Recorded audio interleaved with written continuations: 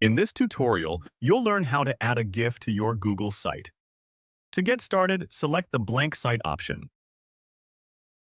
This will create a new Google site that you can customize for your project. Next, switch to the Templates tab in Canva and use the search box to find a template that works for your GIF.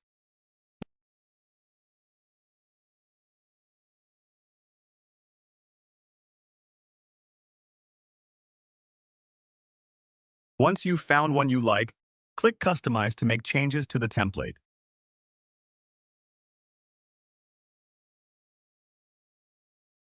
When your design is ready, click Share, and click Download, then select the GIF option in the File Format menu. Download your finished GIF by clicking the Download button. Once the download is complete, then back in Google Sites, close any extra tabs if necessary. Then select Images from the Insert menu and choose Upload to add your new GIF. Finally, select the downloaded GIF file from your computer and choose it to upload and add it to your site.